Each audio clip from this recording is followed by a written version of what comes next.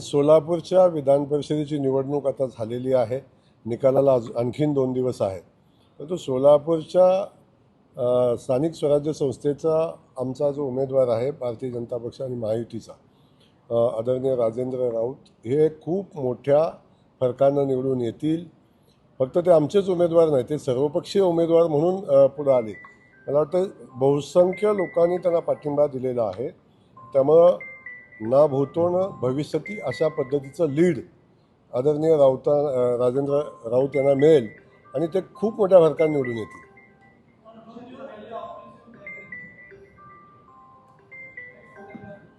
हां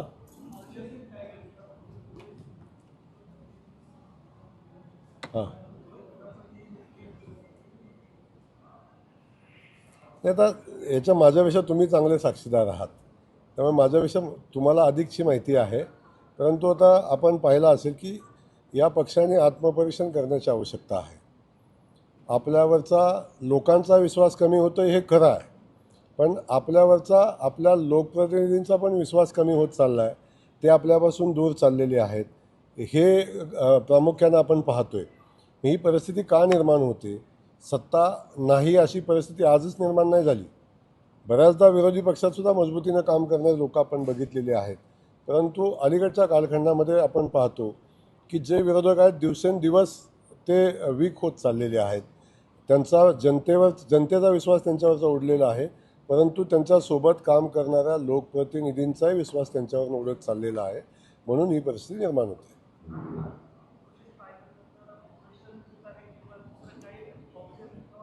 काय काय काय काय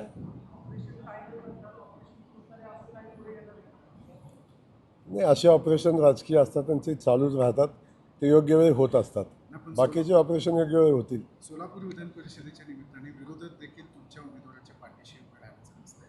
ऑपरेशन तुतारीची सुरुवात सोलापूर जिल्ह्यातच आहे.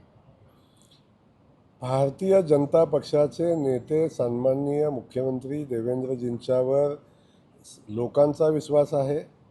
त्याचसोबत विरोधी पक्षातल्या आमदारांचाही विश्वास आहे.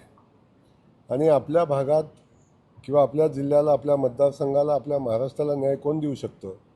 तर आदरणीय देवेंद्रजी देऊ शकतात. या भावना सगळ्या लोकप्रतिनिधींच्या झालेल्या आहेत. त्यामुळे ते सगळे मनापासून आमच्याकडे आहेत. आम्ही कुठलं ऑपरेशन नाही राहू.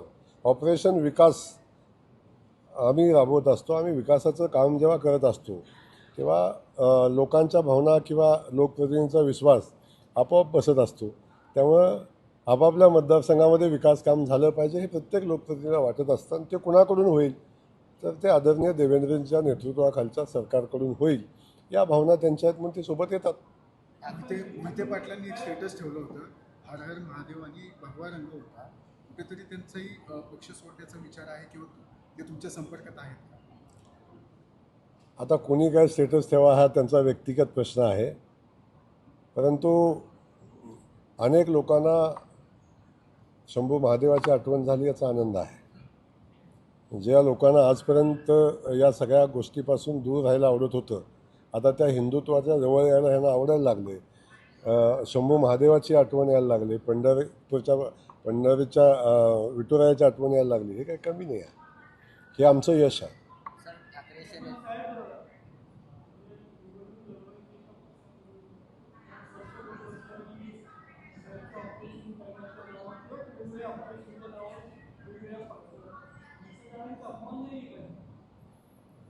मला एक कळत नाही, ज्या लोकप्रतिनिधींना निवडून दिलेलं आहे, जे ज्या लोकांचं प्रतिनिधित्व करतात त्यांना जनभावना समजतात ना. मग त्या जनभावना काय आहेत हे समजून घेऊन ते काम करतात. आता त्यांनी शेवटी पुन्हा निवडणुकीला सामोरं जायचं. 2.5 वर्षांनी थांबणार थोडी नाही निवडणूक. जर लोकांना तो निर्णय आवडला नाही तर 2.5 वर्षांनी लोक घरी बसवतील.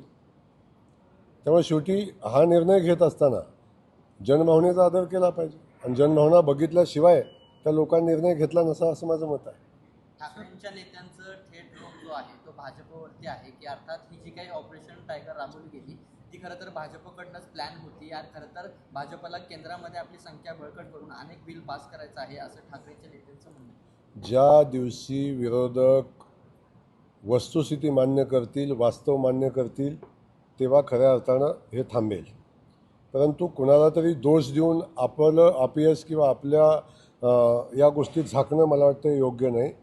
आत्मपरीक्षण केलं पाहिजे की 6 खासदार किंवा एवढ्या मोठ्या संख्येने आमदार आपल्याला सोडून का जात आहेत, का गेले, याचं आत्मपरीक्षण केलं पाहिजे. ते ज्या दिवशी करतील त्या दिवशी सगळे प्रश्न संपतील. परंतु स्वतःच्या चुका न बघता, आत्मपरीक्षण न करता, समोरच्या कोणाला जर दोष देऊन जर वेळ मारून न्यायचा असेल किंवा त्यांना आत्मिक समाधान मिळत असेल तर त्यांनी मिळवून घ्यावं. आज ठाकरेंच्या गटाचा अर्थात त्यांच्याही शिवसेनेचा 60वा वर्धापन आहे. उद्धव ठाकरेंना काय शुभेच्छा द्याल? नाही, खूप छान काम चाललंय. असंच काम चालू द्या. ह्या शुभेच्छा.